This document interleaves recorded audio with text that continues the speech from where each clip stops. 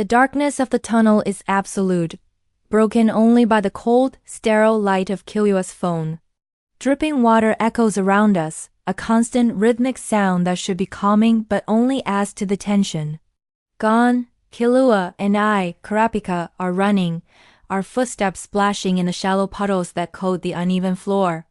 We're under the York New South District, a maze of forgotten service tunnels. Up above, the chaos of the auction, the Phantom Troupe feels miles away. We thought we had a clean escape, that they were still combing through the warehouses, looking for ghosts. That was our first mistake. The dripping stops. It's so sudden, the silence that follows is deafening. A strange sizzle replaces the sound of water. I look down. The puddles aren't just disappearing. They're boiling away, evaporating into a hazy mist that starts to rise from the floor. Something is wrong. The air, once damp and cool, is growing thick and heavy. It's getting harder to breathe. Killua's light catches a faint shimmer on the large metal pipes lining the tunnel walls.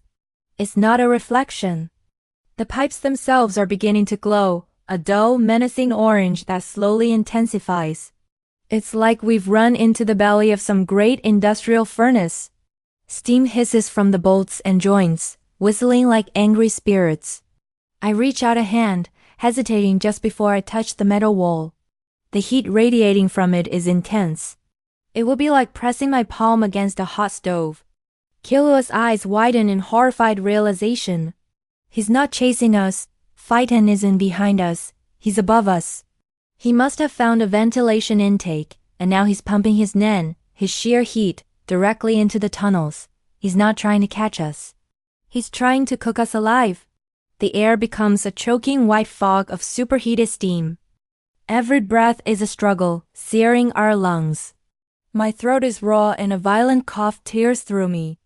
I can feel my skin turning red, blistering under the oppressive heat.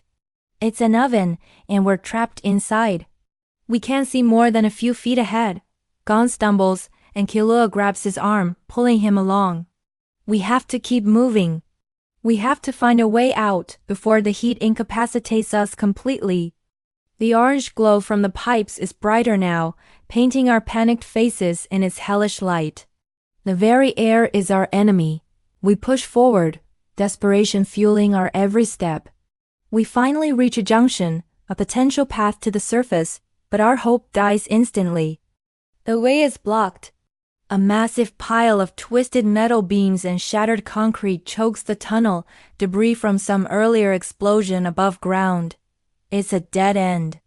We spin around, looking back the way we came, but that path is gone too.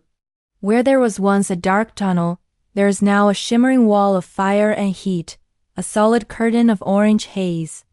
There's no way forward and no way back. We're trapped. But Gon doesn't see a dead end. He sees an obstacle. He pushes past me, his face set with fierce determination.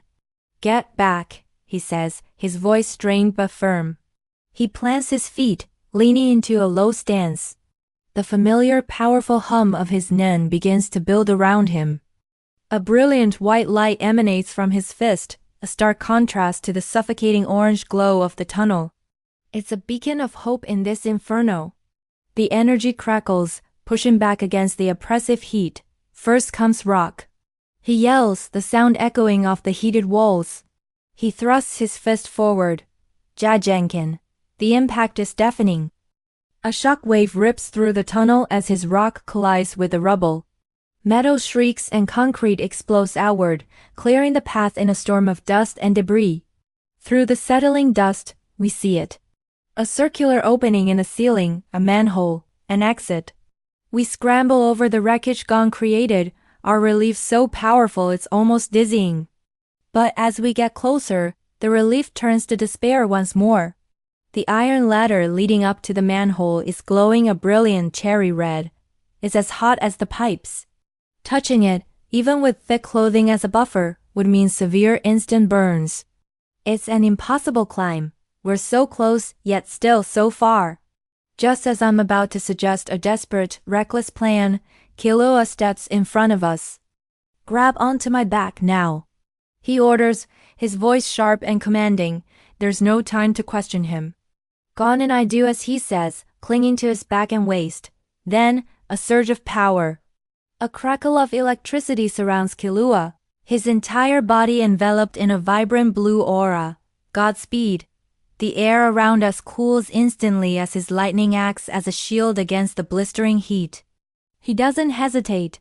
He leaps up and grabs the first red-hot rung. His aura flickers violently where his hands make contact, sizzling as it battles the extreme temperature, but it holds.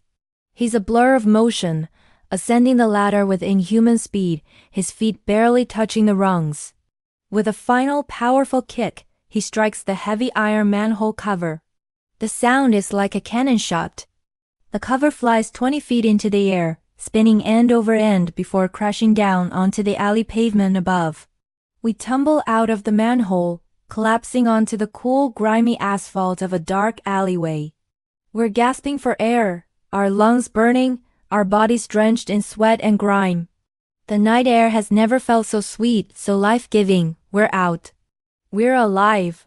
For a moment, we just lie there, savoring the feeling of survival. But then, a loud hissing sound draws our attention back to the open manhole. Killua slowly gets to his feet, his eyes wide. A massive pillar of white steam erupts from the tunnel opening, shooting straight up into the night sky like a geyser. It's a colossal, unmissable beacon. Killua mutters a curse.